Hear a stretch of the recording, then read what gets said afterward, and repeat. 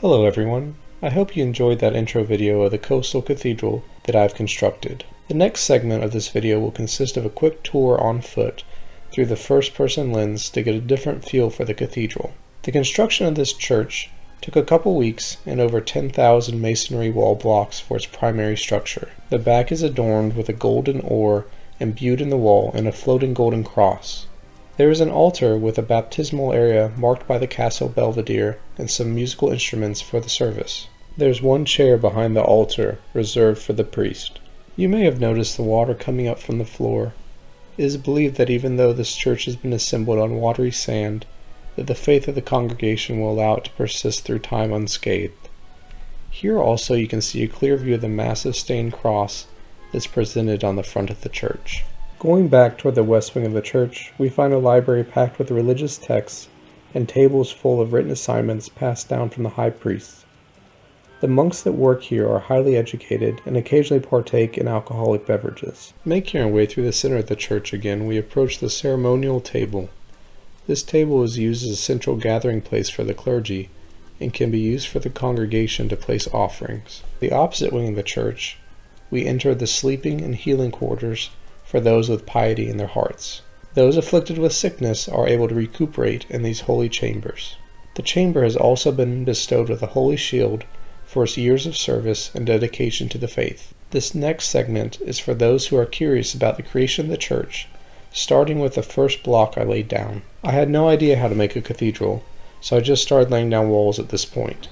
I knew I wanted it to be a large structure, but I did not have any dimensions pre-planned out ahead of time. You'll see later in this video that poor planning will lead to quite a few major revisions. It turns out the walls are a great defense against killer crabs. I wish I could say the same for ghosts. The crabs were largely peaceful, but the real nuisances were the ghosts. These annoying monsters tormented me through the entire building process. The only thing slower than clearing land is clearing land underwater. So much time was spent laying block by block floors. It would be nice if the transformo trowel tool could be used horizontally instead of just vertically. Don't worry, I'm not going to bore you with floor laying much longer. It was around this time when I realized that the consistent shape of almost all cathedrals were more rectangular than square, and I needed to either increase the length or decrease the width. And like hell I was going to reduce the width at this point. I also came to realize that they all had a cross section called transepts, which I earlier referred to as wings at the church.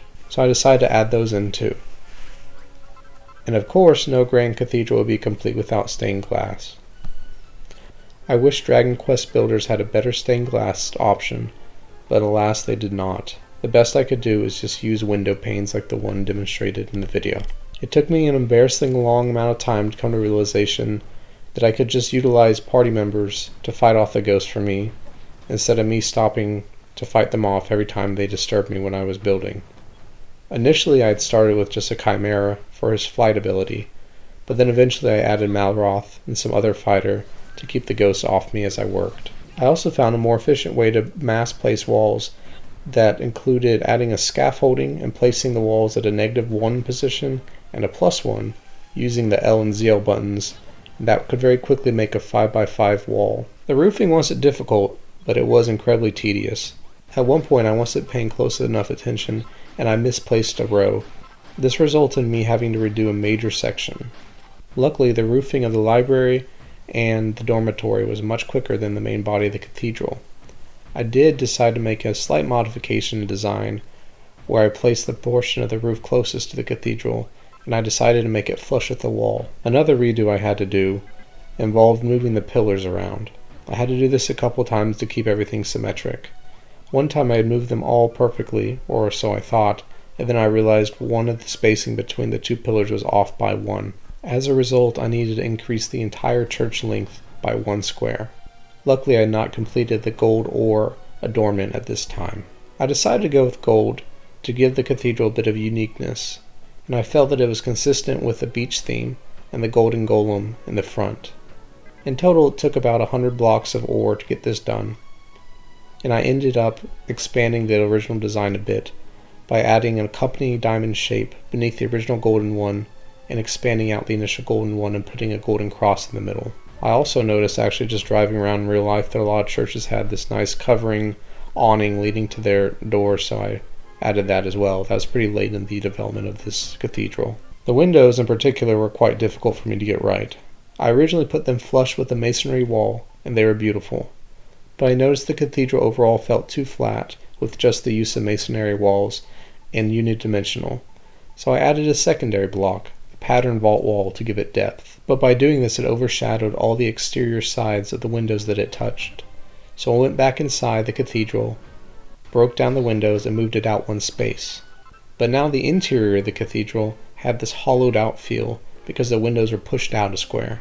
So I went back inside, added another layer of windows for the inside and the outside, and now it looks perfect. I debated on whether or not the library or the dormitory needed windows, but the ambience was much nicer with them included. Finally, the last thing I did, which I contemplated for over a week, was to tear down the walls between the two transepts and the nave, or the main interior portion of the cathedral. Overall, I really enjoyed this change the most. It drastically changed the way the cathedral looked and made it look authentic. Thank you all for watching this video. I have one more thing to share. If you gaze from the top of the roof into the distance, you can see the fabled underwater castle and a flying rumored to be ghost ship. Feel free to click on either of these videos if you'd like to learn the secrets behind these two structures.